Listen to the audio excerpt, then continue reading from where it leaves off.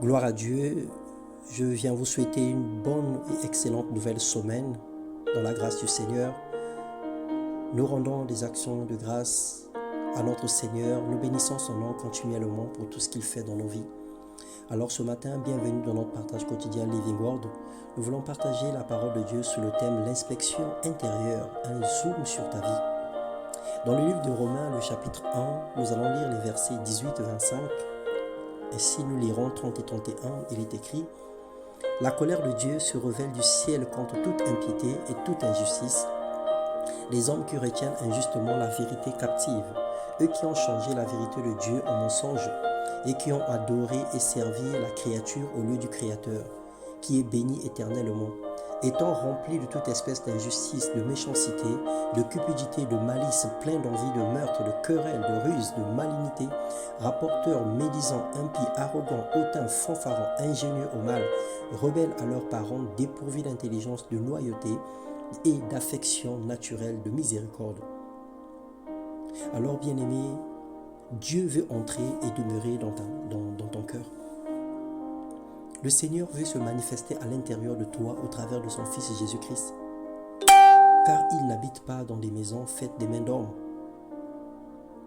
Dieu a cessé d'habiter dans les temples, Dieu a cessé d'habiter dans les arches.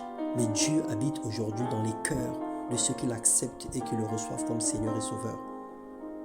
Dans Jean 15, le verset 7, il a dit « Si vous demeurez en moi et que ma parole demeure en vous, tout ce que vous demandez vous sera accordé. » Et nous savons que Jésus-Christ est venu pour nous réconcilier avec le Père. Car tous ont péché et sont privés de la gloire de Dieu. Selon Romains 3, le verset 23. Le Seigneur nous appelle à réviser notre position avec lui. Ce message, nous l'avons certainement déjà écouté des centaines de fois. Mais une question que nous devons nous poser ce soir, ce matin, ce jour. Si et seulement si le Seigneur revenait, penses-tu être enlevé? Penses-tu être sauvé? Alors prends ta vie au sérieux dès cet instant. La mort a des rendez-vous fantaisistes. Personne ne connaît ni l'heure ni la seconde qu'elle peut arriver.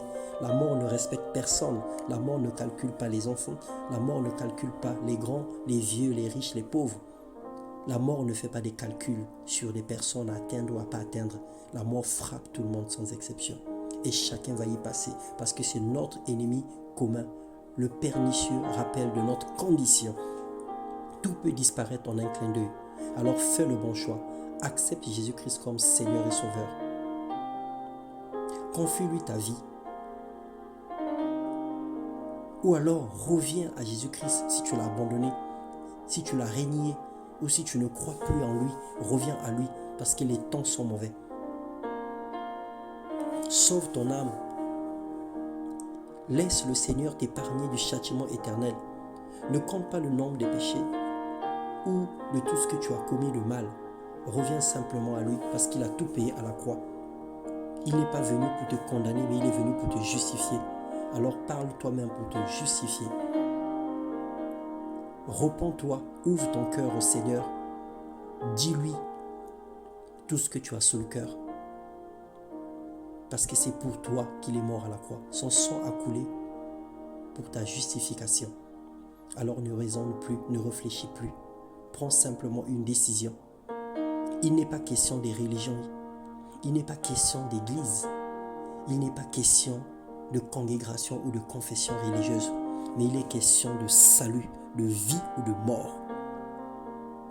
La condition sine qua non pour être sauvé, c'est d'accepter le Seigneur Jésus-Christ comme Seigneur et Sauveur, d'avoir une relation personnelle avec lui, sans laquelle personne ne pourrait être sauvé. Il a dit « Rachetez le temps, car les jours sont mauvais.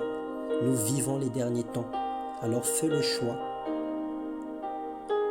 Je te laisse Romains, le chapitre 10, le verset 9, Jean 1, 12, Jean 3, 16. Médite ces paroles et prends une décision. Fais une prière à l'intérieur de toi. Dis « Seigneur, me voici devant toi. Je ne suis qu'un homme dont les lèvres sont impures, j'ai péché contre toi et je reconnais aujourd'hui que sans toi je ne peux rien. Alors je te reçois dans mon cœur comme mon Seigneur et mon Sauveur. Lave-moi de tous mes péchés. Purifie-moi avec ton sang Rends-moi blanc comme neige et remplis-moi de ton esprit dans le nom de Jésus. Que le Seigneur te bénisse. Amen.